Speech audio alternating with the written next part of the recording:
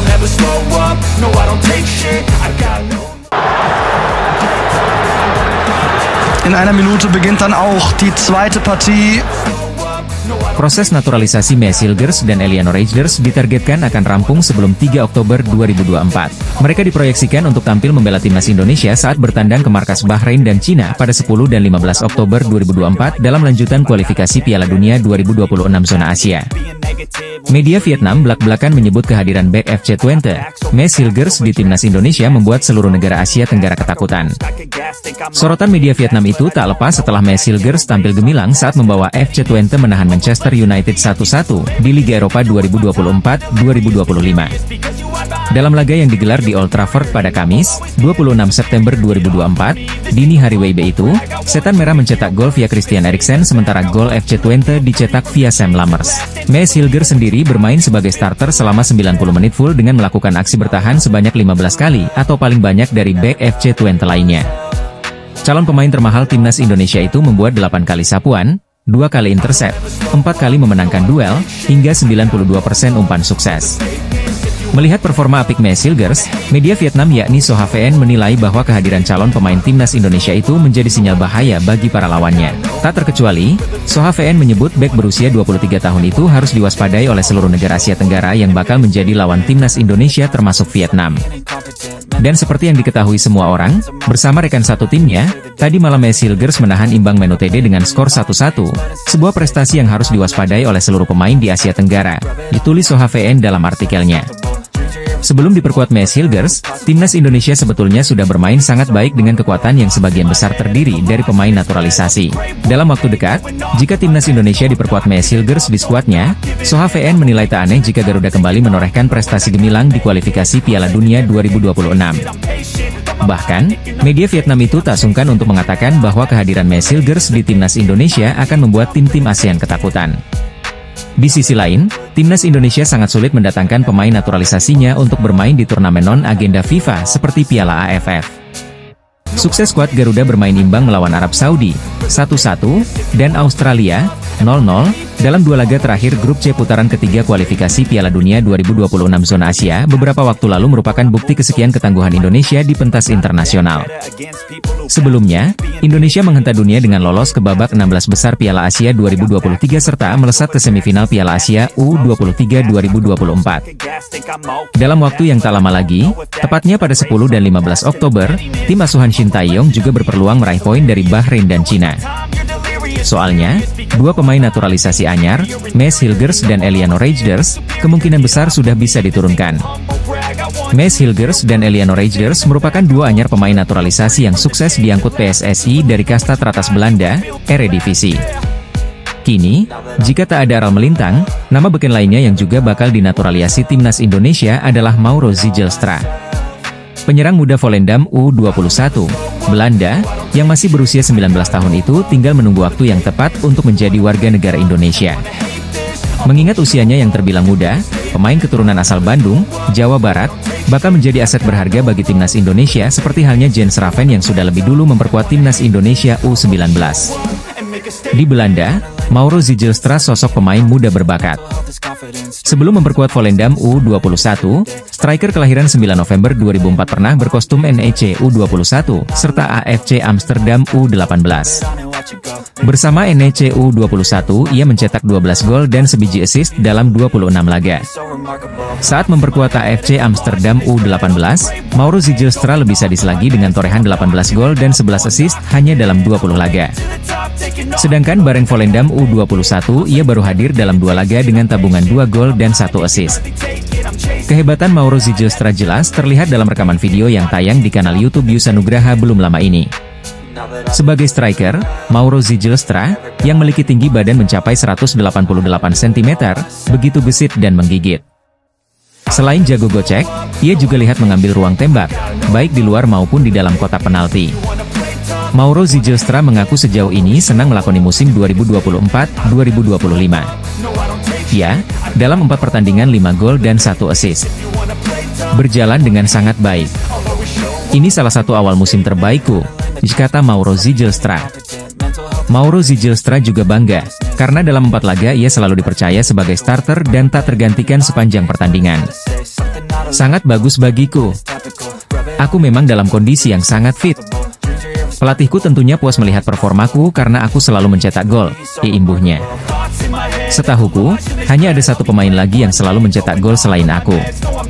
Aku punya kontribusi gol yang sangat tinggi di tim, kata Mauro Zijlstra. Kini, Mauro Zijlstra berharap bisa secepatnya naik pangkat ke tim senior Volendam. Saya belum mendapatkan kesempatan itu. Jadi, untuk sementara aku harus bermain bagus di tim muda karena kesempatan itu pasti akan datang, kata Mauro Zijlstra. Bagaimana dengan timnas Indonesia? Mauro Zijlstra bernazar akan mencetak banyak gol jika kelak memperkuat timnas tanah leluhurnya. Pastinya akan seperti itu, ditandas Mauro Zijlstra dengan nada mantap penuh keyakinan. Mauro Zijlstra mengamini kalau dirinya sudah melakukan komunikasi dengan PSSI. Hanya saja, ia belum bisa memastikan kapan akan segera dinaturalisasi. Tentunya sudah ada kontak dengan PSSI. Saat ini mereka lagi periksa semua dokumen. Jadi untuk sementara aku harus menunggu, ujarnya.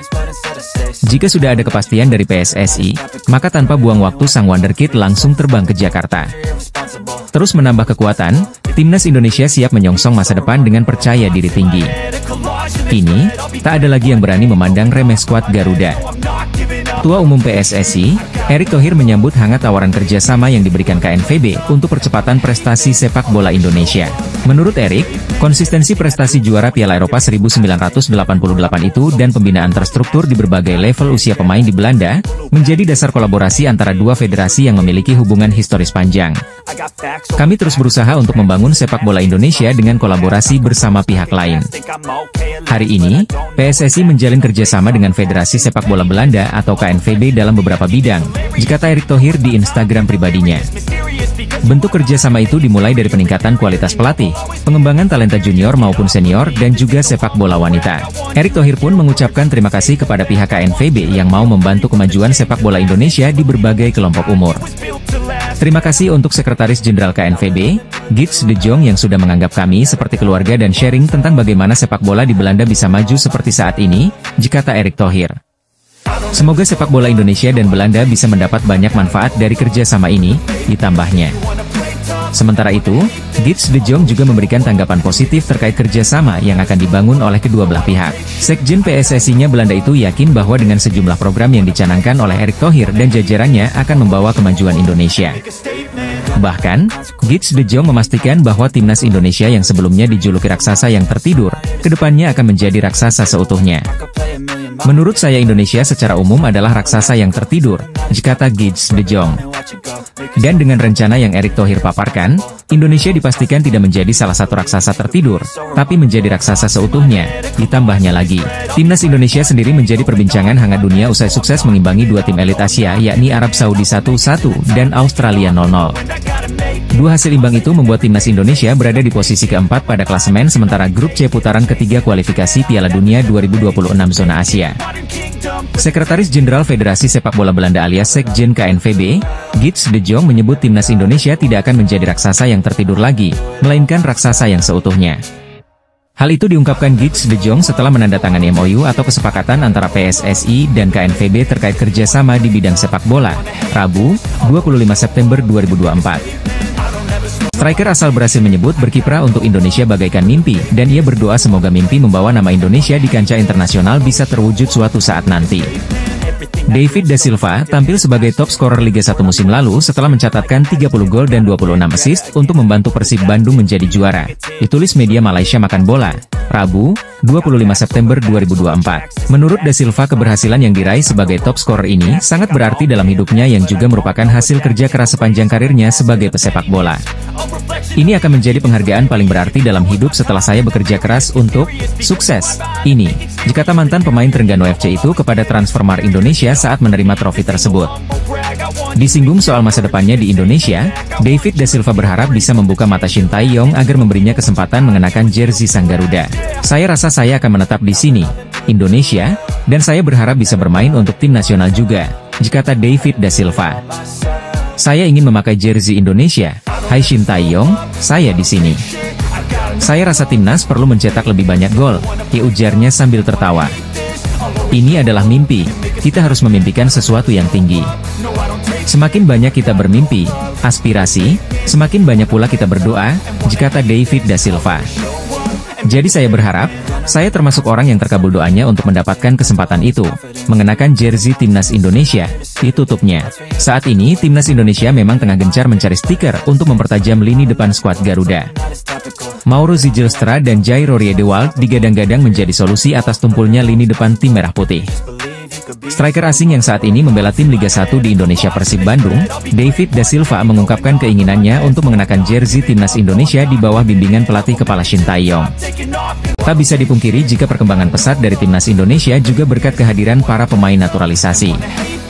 Pemain-pemain seperti Jai Ijes, Kelvin Verdong, Ragnar Oratmangoen, Martin Paes hingga Nathan Choi Aon kini mengisi pos-pos utama di skuad Timnas Indonesia. Hal itu juga yang membuat para pemain naturalisasi di dalam skuad Timnas Indonesia perlahan mulai mendapatkan sorotan. Termasuk Nathan Choi Aon yang ternyata pernah mengungkapkan perasaannya bergabung dengan Timnas Indonesia. Hal itu ia sampaikan saat dirinya diwawancarai oleh salah satu media dari Inggris, BBC. Pemain yang saat ini bermain untuk klub Swansea City, itu mengatakan satu hal luar biasa yang ia rasakan setelah bergabung dengan Timnas Indonesia. Bagi Nathan, fans Indonesia adalah fans luar biasa, dan sangat totalitas mendukung mereka. Pertama kali datang ke stadion sungguh menyenangkan. Kamu bisa melihat semua penggemar dan dukungannya. Dan tentu saja yang kami lakukan ini untuk membuat mereka bangga. Sungguh luar biasa, sungguh menyenangkan, kata Nathan Choi Aon ke media BBC. Meskipun dirinya mengawali karir di Belanda, Nathan mengaku kalau kali ini dirinya baru merasakan dukungan yang begitu luar biasa dari supporter. Menariknya, Nathan Choi Aon tersebut mengaku jika dukungan seperti itu tidak ada di Belanda. Selain itu, Nathan juga mengungkapkan keinginannya untuk bisa membawa Timnas Indonesia mencapai level tertinggi. Menurut saya kami bisa menempatkan negara ini di peta sepak bola Asia. Pertama kali main di GBK sangat menyenangkan, jelas Nathan. Saat ini, Timnas Indonesia sedang berjuang di ajang kualifikasi Piala Dunia 2026 zona Asia. Bersama dengan 5 tim lainnya, Timnas Indonesia yang diarsiteki Shin Tae-yong memperebutkan tiket bermain di Piala Dunia 2026.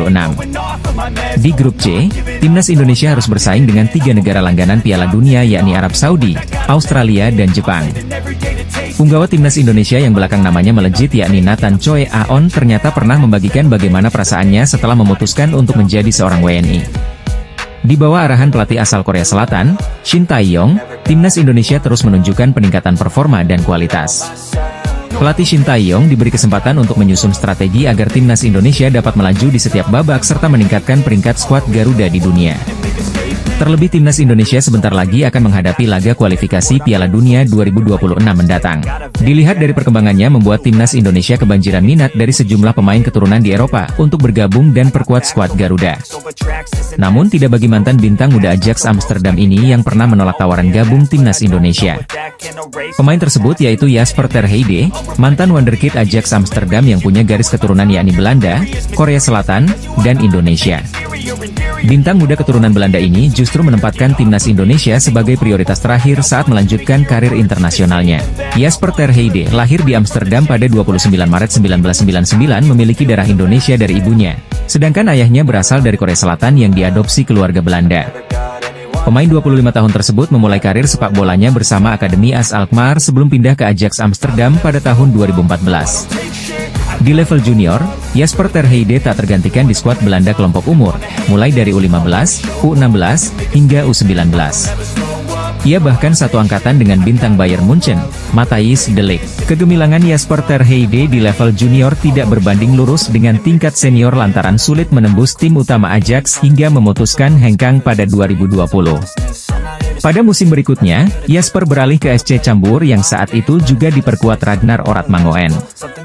Keduanya bahkan sukses membawa klub tersebut promosi ke Eredivisie pada musim 2021-2022. Keberhasilan itulah yang membuat keduanya langsung dikait-kaitkan bakal membela Timnas Indonesia melalui program naturalisasi dari PSSI. Alih-alih menerima tawaran tersebut, Jasper ter Heide memilih untuk tidak menanggapi pendekatan yang dilakukan oleh Timnas Indonesia.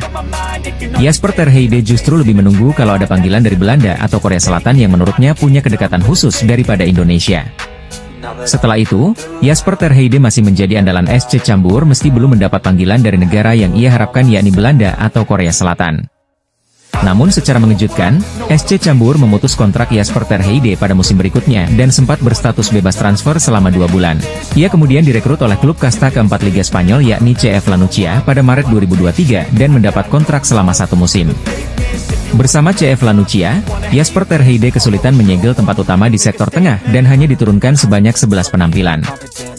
Sejumlah pemain keturunan Indonesia kini mendapat kesempatan besar untuk perkuat timnas Indonesia. Hingga kini PSSI gencar mencari pemain sepak bola berbakat keturunan Indonesia untuk perkuat timnas Indonesia. Dalam beberapa waktu terakhir, timnas Indonesia memang tengah mendapat sorotan tajam dari sejumlah pihak lantaran gebrakan yang mereka lakukan. Dari segi prestasi, skuad Garuda sedang mengalami perkembangan yang cukup signifikan ketika berbicara kiprah mereka di kualifikasi Piala Dunia.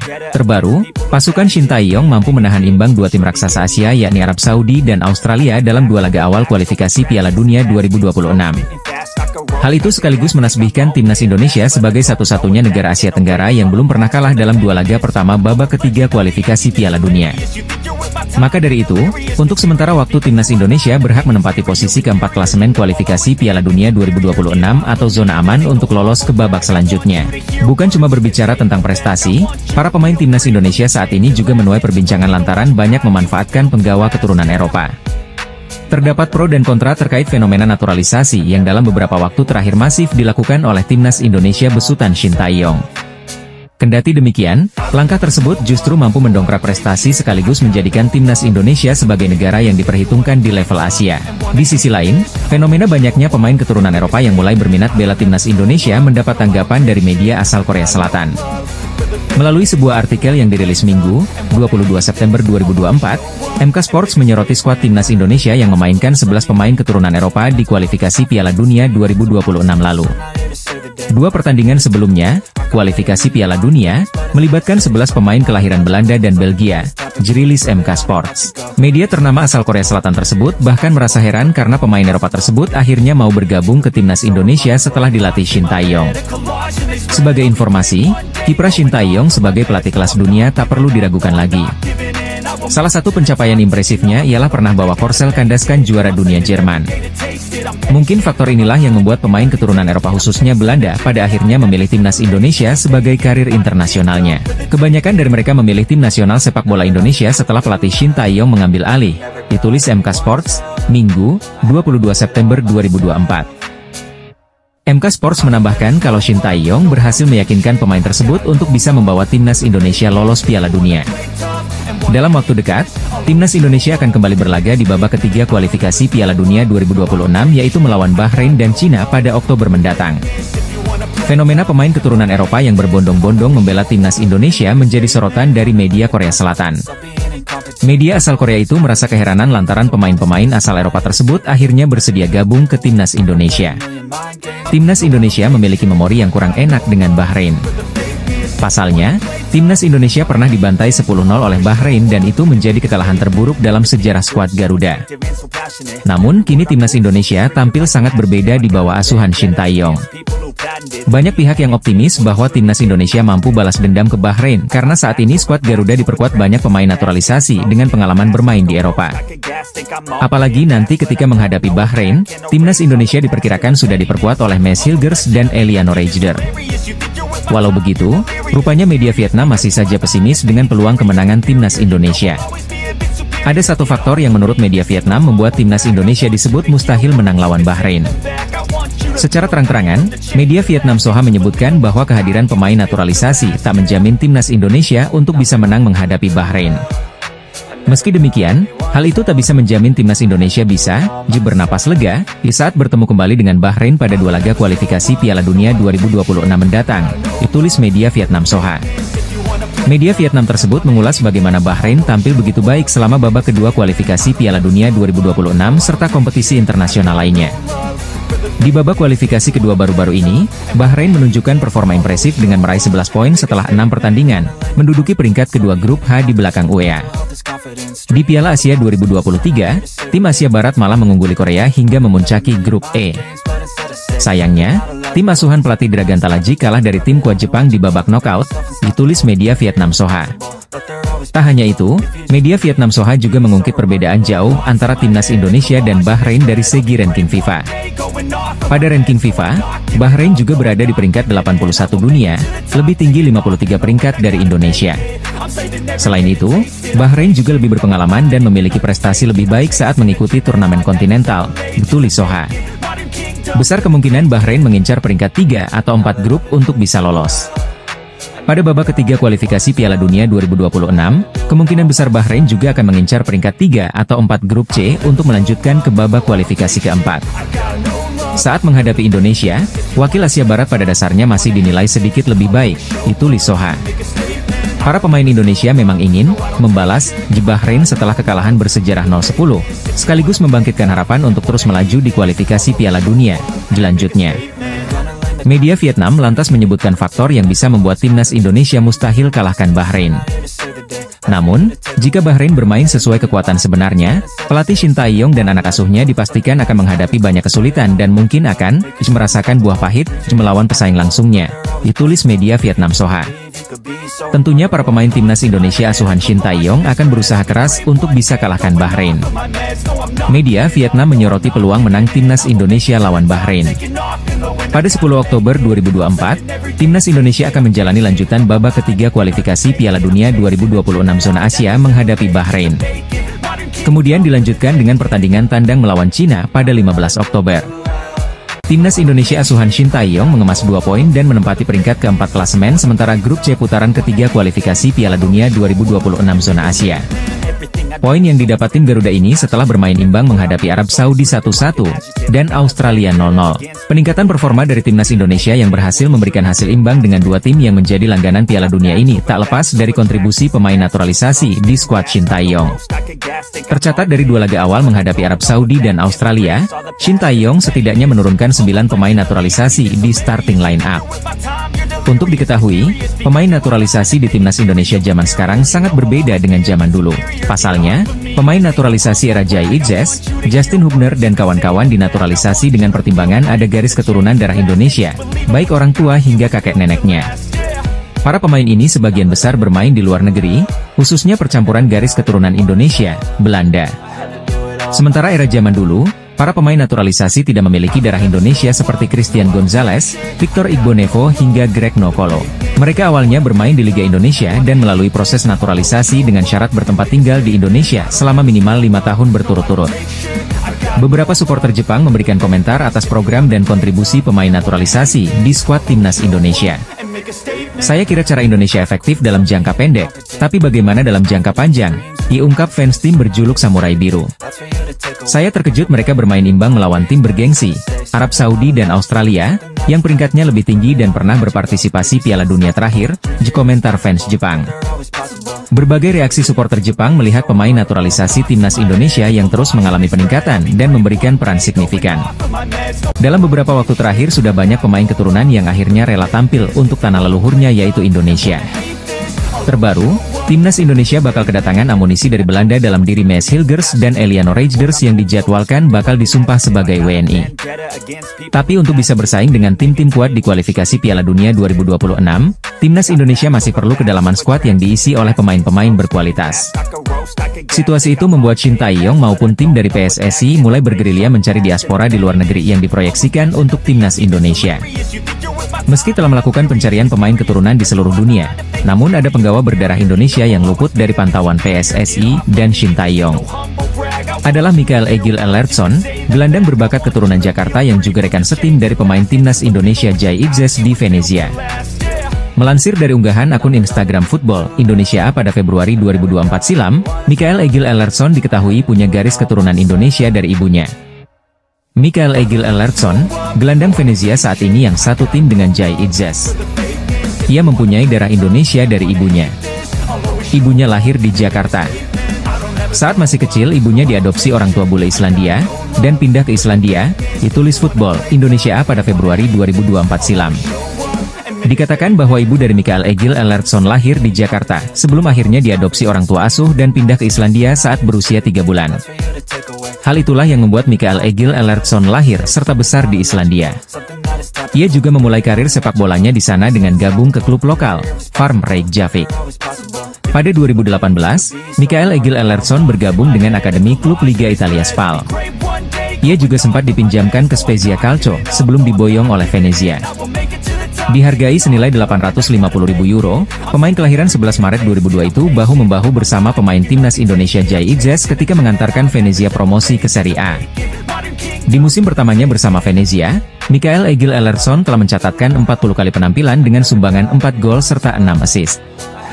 Meski punya garis keturunan Jakarta dari ibunya, namun Mikael Egil Ellertsson tidak akan bisa membuat Shin Tae-yong memanggilnya ke timnas Indonesia. Hal ini dikarenakan Mikael Egil Ellertsson telah menjadi andalan timnas Islandia sejak level junior bahkan hingga senior. Ia selalu dipanggil negara kelahirannya mulai dari U16, U17, U18, U19, dan U21. Di level senior, Mikael Egil Ellertsson mencatatkan debutnya bersama timnas Islandia pada 2021 lalu. Ketika itu, ia tampil di kualifikasi Piala Dunia zona Eropa lawan Armenia.